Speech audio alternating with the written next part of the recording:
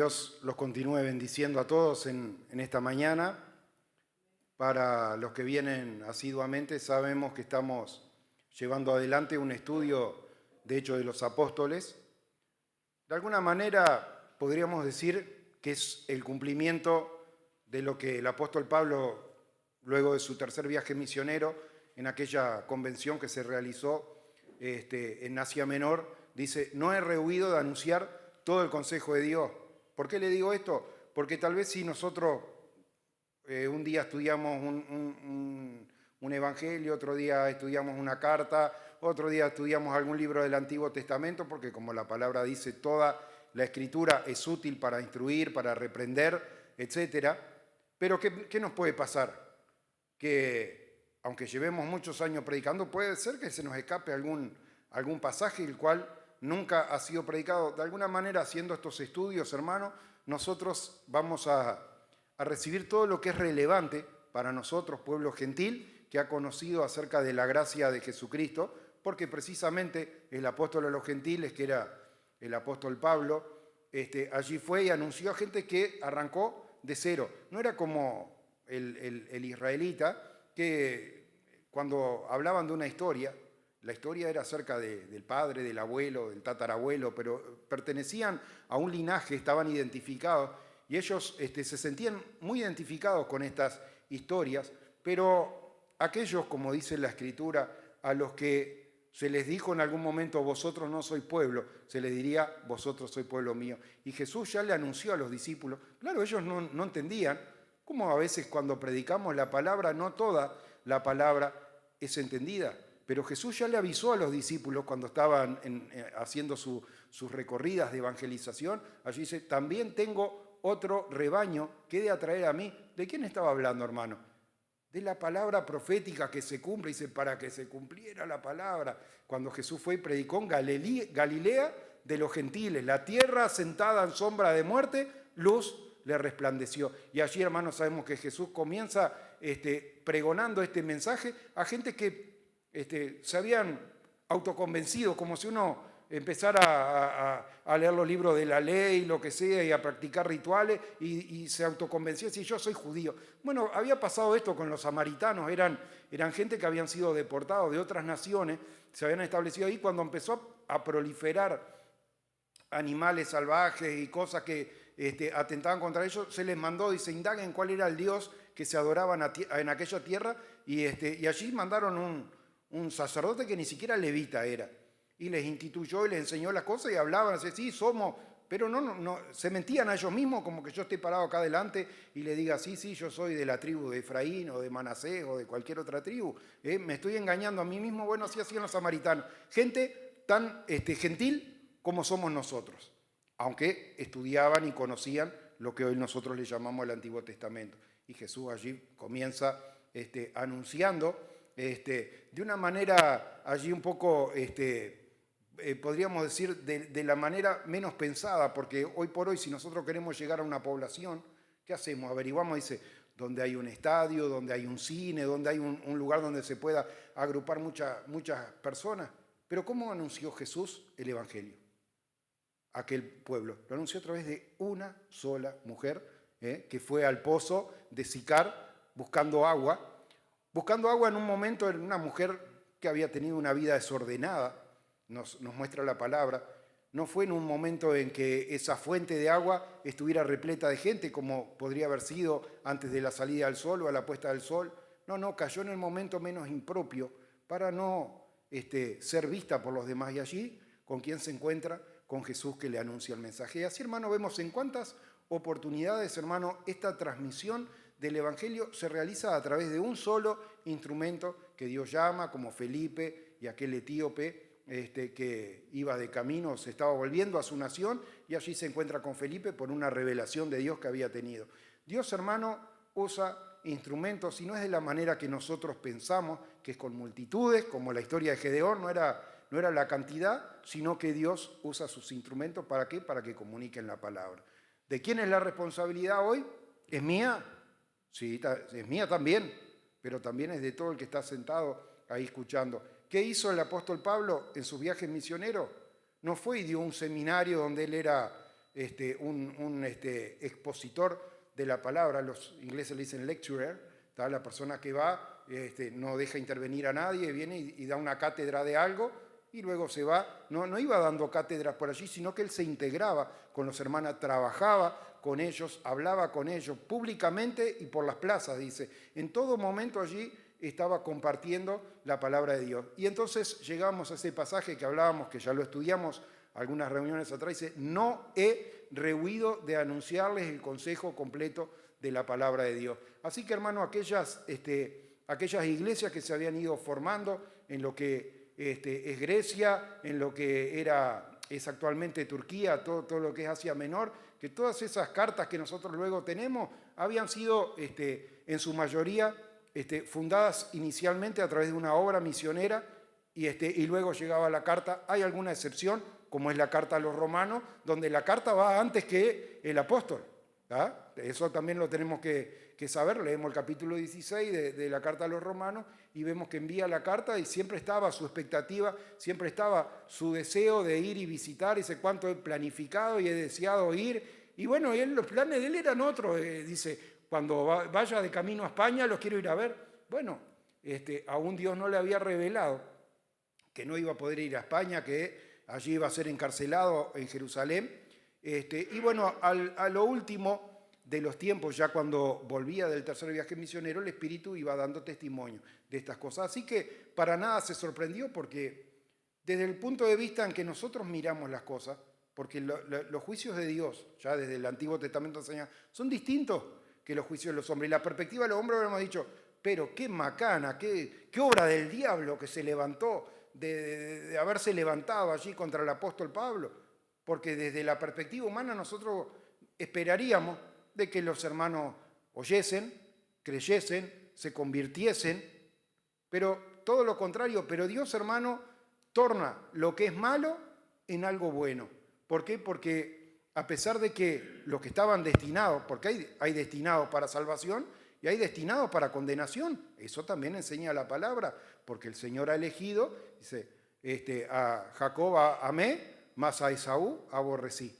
Eso enseña la palabra, ¿no? El principio de la elección de Dios que está en la carta también que le escribe allí a los hermanos de Romanos. Y los que habían sido destinados para desobediencia, desobedecieron. También debemos saber, para no juzgar y decir, este es condenado, este es salvo, que Dios tiene sus tiempos. Porque el propio Pablo, que es lo que vamos a estudiar hoy vamos a estudiar en Hechos 22, versículo 6, cuando Pablo relata su conversión, él nunca dejó de reconocer que él también había estado errado. Qué bueno, hermano, es darnos cuenta, hermano, de que no siempre estamos acertados, que hay momentos que estamos errados. El apóstol Pablo, estaba errado, estuvo errado, anduvo en caminos de error, persiguió a la iglesia, dio su voto de consentimiento para que fuese muerto Esteban, le guardaba las prendas a aquellos que lo apedreaban y él no dejó de reconocer. Por eso, hermano, tampoco, aun cuando alguien se levanta y se opone, debemos decir, este es un condenado, un instrumento de perdición. No sabemos, hermano, porque solo el Señor sabe. Solo el Señor sabe, porque el Señor nos llama a cada uno a su tiempo. ¿Qué juicio hubiese tenido usted contra los malhechores, como lo dice la palabra, crucificados junto a Jesús? Que aparentemente hasta el momento que los clavaron en la cruz ninguno se arrepentía, ninguno se había arrepentido. Y a lo último, uno siguió en la misma postura, no creyendo, si eres hijo de Dios, bájanos de acá, no sé qué. Y el otro, ten misericordia de mí y acuérdate de mí cuando vengas en tu reino. Creía de que Jesús, mire, qué fe. Porque a los que lo veían caminando, predicando en la sinagoga, le costaba creer que Jesús era rey. Y a este hombre, como era elegido de Dios, no tuvo problema de reconocerlo, clavado en la cruz, diciendo, se le acabó la carrera desde el punto de vista humano. Pero él creyó, acuérdate de mí cuando vengas en tu reino. Y Jesús confirmó y dice, de cierto te digo hoy, estarás conmigo. Por eso le digo, hermano, no podemos estar mirando y diciendo, salvo, condenado. El Señor nos manda a darle la palabra a todos, al malhechor y al que parece tan bonachón. Y cualquier persona, por más buena que desde el punto de vista humano, desde los juicios humanos sea, si no puede reconocer que es pecador y necesita de la intervención y del auxilio de Jesucristo con su obra que hizo allí en la cruz del Calvario, no tiene ninguna chance, hermano, de salvación, porque solo hay un nombre, solo hay un mediador, dice la palabra, entre Dios y los hombres. ¿Quién? Jesucristo. También lo responde la propia palabra. Bueno, habíamos visto entonces que cuando Pablo vuelve de su viaje misionero, no viene solo, viene con 7 hermanos que eran columnas, eran líderes en las diferentes localidades de donde venían y no habían venido tampoco con las manos vacías, habían traído una ofrenda para los que estaban necesitados en Jerusalén. Y uno de estos hermanos había sido visto junto a Pablo y allí se levantaron alborotando al pueblo y diciendo que había metido a un gentil adentro del templo. Y esto no era así, hermano, pero de todas maneras fue lo que ocasionó esta revuelta. Una revuelta que ya empieza a tener también su testimonio frente a los soldados, frente a los jefes de los soldados, porque allí de alguna manera se sorprenden de ver, dice, ¿hablas griego primero? Sí, el apóstol Pablo, como vimos, venía de Tarso, en Cilicia, era una de las 3 ciudades más importantes allí del mundo antiguo, en la época del Imperio Romano, ¿no? Y por ser ciudadano de ese lugar, no solamente hablaba griego, que era la cultura, fue el imperio que antecedió a los romanos, los griegos, que se habían expandido por todo el mundo antiguo, no solamente hablaba el griego, sino que además era ciudadano romano. Sí, hablo griego. Y después que lo mandan a azotar, dice, es lícito, está permitido azotar a un ciudadano romano sin siquiera haber sido llevado a juicio, y si tuvo temor. Dice, pero ¿eres ciudadano romano? ¿Cómo hiciste? Porque a mí me costó un fangote de plata. La ciudadanía se podía comprar en aquel momento. Dice, no, yo lo soy por naturaleza. Nací en una provincia romana. Soy ciudadano romano. Bueno, y todas estas cosas, hermano, también abrieron los oídos, porque como dije, el Señor, hermano, tiene sus destinados. No sabemos si están entre la turba que se levantó, no sabemos si está entre los soldados, no sabemos si está entre los que va a escucharlo en las diferentes audiencias que iba a tener en adelante. El Señor, hermano, es el que conoce los tiempos y las sazones, y también conoce a los que son suyos. Y el que es su oveja, dice, oye su voz. Aconteció, y acá entonces el apóstol Pablo, ¿no? Lo habíamos visto también en el estudio anterior, se levantó y comenzó a hablar en lengua hebrea. Y entonces el pueblo también, al escucharlo en su propia lengua, también prestaron mayor atención. Lo habíamos visto, hermano, habían pasado muchos años ya desde que el apóstol Pablo había sido un estudiante a los pies de Gamaliel y que había sido allí el día de Pentecostés y se levantan los diáconos y el caso con Esteban, y se dan los 3 viajes misioneros. Habían pasado 25, 28 años, fácil. Muchas personas, muchos jóvenes, y acá viniera una persona que hace 28 años no viene, y viene hoy a la iglesia, ¿no? Por ejemplo, vamos a suponer que la hermana Rosa, que nos visita por primera vez, ya venía antes, hace 28 años atrás, y hoy vuelve. El hermano José, que es nuevo, podía decir, oh, hay una persona nueva, sin saber de que esa persona hacía 28 años que había venido acá. Bueno, así, hermanos, miraban al apóstol Pablo y pensaban, ¿no? Dice, este es alguien desconocido, alguien nuevo, es un asiático, es cualquier otra cosa, ¿no? Pues lo habían escuchado hablar en griego y todo lo demás, pero cuando empieza a hablar en su propia lengua, dice, se sorprende, dice, prestaron mayor atención y todos hicieron silencio para escuchar. Qué bueno, hermano, que también pueda haber silencio. nos ha tocado visitar congregaciones, a veces que todo un bochinche, gente conversando, chiquilines gritando, corriendo, haciendo... Que bueno, hermano, aún estos inconversos hicieron silencio para escuchar lo que el apóstol Pablo estaba hablando allá. Y no estaba vestido con sus mejores ropas, allí estaba encadenado, pero allí dando testimonio acerca de la palabra de Dios. Y relata su conversión. Como también he dicho, el apóstol Pablo va complementando ese testimonio. Nosotros cantábamos una canción, acá capaz que la saben, dice: yo quisiera contarle a todo el mundo cómo fue que encontré la salvación y decirle que en la cruz del Calvario Jesucristo dio su vida por salvar al pecador. Yo quisiera contarle a todo el mundo, ¿qué cosa? ¿Cómo encontré la salvación? Bueno, hermano, por eso no se extraña que el apóstol Pablo relate su conversión a esta turba que se había levantado en contra de él, a congregaciones, a los propios hermanos, cuando vuelve a Jerusalén y se reúne con Santiago, Pedro y Juan, que lo tenemos en Hechos de los Apóstoles capítulo 15, él viene y relata su conversión y relata las cosas que Dios ha ido haciendo en su vida. Porque, hermano, de eso es lo que tenemos que hablar, de las cosas que Dios ha ido haciendo, del proceso que Dios realizó en nuestras vidas, de reconocer de que no siempre estuvimos con toda la verdad, que anduvimos en caminos de error, pero es a través de la palabra, hermano, y a través de la dirección del Espíritu que el Señor nos va encaminando hacia cuál es su buena voluntad. Pero aconteció que yendo yo, este es el testimonio de Pablo, 22:6 de Hechos de los Apóstoles, aconteció que yendo yo a un lugar cerca de Damasco, como a mediodía, de repente me rodeó mucha luz del cielo. Damasco, hermano, también tenemos que, cuando realizamos los estudios, no lo vamos a hacer acá, pero prepararnos a nuestra casa. Mejor sería antes de la reunión para ver bien los lugares geográficos que se recorren, pero saber un poquito, porque a veces nos parece que es como si habláramos de algo de acá en Colonia, dijéramos, se fue del Real para el General.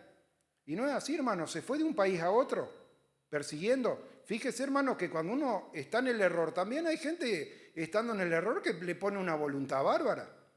Pablo perseguía y se había ido a otro país, se había ido a Siria, está mucho más al norte, si usted mira, de las regiones allí de Judea, de Galilea, y más allá todavía, hermano, había ido o iba rumbo a ese lugar con cartas, llevaba autorizaciones que lo avalaban para poder estar persiguiendo aquellas personas que habían dejado Jerusalén porque se había levantado una persecución.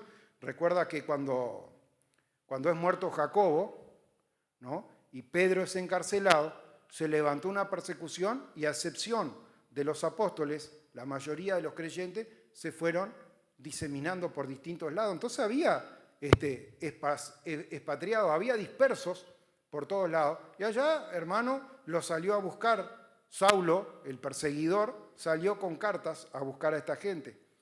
¿Qué le está mostrando? Que como ellos, aquellos que estaban con el dedo apuntando al apóstol Pablo, él también había estado equivocado, él también había perseguido, él también había arrastrado a otros. Le está diciendo, en otras palabras, le está diciendo, saben que yo antes era igual que ustedes y pensaba que estaba en lo correcto y sabía y conocía la escritura, conocía la letra mucho más que ustedes, pero conocer la letra, porque hay gente que da clase de literatura, se estudia la Biblia en el liceo y lo estudian como un libro de literatura. Mire, qué linda prosa, qué linda rima que hay acá.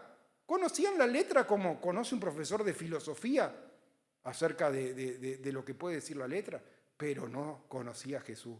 ¿Cómo sabemos que no conocía a Jesús? Porque cuando le habla, él ve esa luz brillante y cae al piso, y dice, Saulo, ¿por qué me persigue?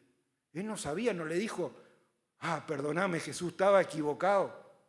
No sabía, no lo conocía. Y Pablo quiere que el pueblo conozca a Jesús como lo conoció a él. Y aconteció que yendo yo a un lugar cerca de Damasco, en Siria, como a mediodía, de repente me rodeó mucha luz del cielo. Qué bueno, hermano, es también cuando en nuestras vidas podemos identificar el momento, hermano, en el que el Señor hace una obra. Como le decía, el apóstol Pablo había sido instruido desde niño en el camino del Señor. Y él no dice, lo aprendí, el Señor se reveló a mi vida allí en la sinagoga de tal localidad, mientras el rabino tanto daba tal palabra. O una cosa difusa en algún momento. No, dice, iba de camino a Damasco, era cerca del mediodía. Hermano, hay un lugar puntual donde la vida de Saulo el perseguidor pasa de muerte a vida. Y es el encuentro que tiene con Jesús en el camino a Damasco. Cuando hay un encuentro con Jesús, hermano, en ese momento hay un cambio radical, un cambio que podemos identificar con claridad y decir, fue aquí. ¿Ah? Y dice, me rodeó mucha luz del cielo y caí al suelo y oí una voz que me decía, Saulo, Saulo, ¿por qué me persigues? Qué bueno, hermano, es. Usted recuerda que cuando Jesús comienza a reclutar a sus discípulos, fue uno y le testificó a uno, dice, hemos hallado al Mesías. Dice, pero ¿puede salir algo bueno de aquella región? Dice, sí, ven y ve. Y cuando Jesús lo ve venir de lejos, le dice, he aquí un verdadero israelita en quien no hay engaño. ¿Cuál fue la sorpresa de este hombre? Dice, ¿y de dónde me conoces?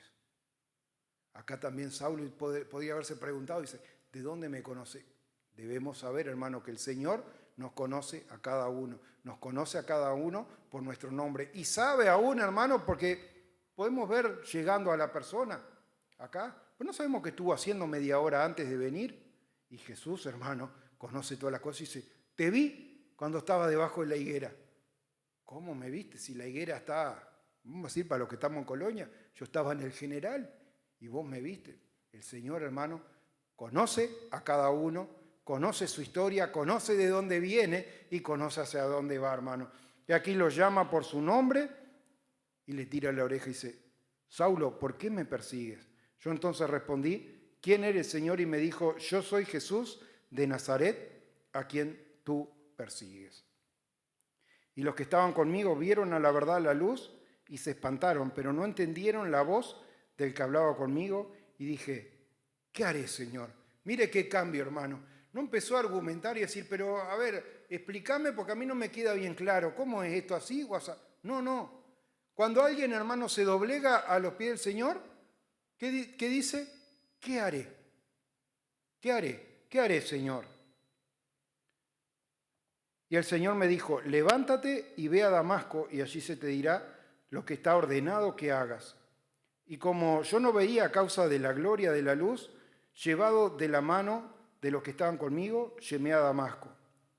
Entonces, uno llamado Ananías, varón piadoso según la ley, que tenía buen testimonio de todos los judíos que allí moraban, vino a mí y acercándose me dijo, hermano Saulo, recibe la vista, y en aquella misma hora recobré la vista y lo miré.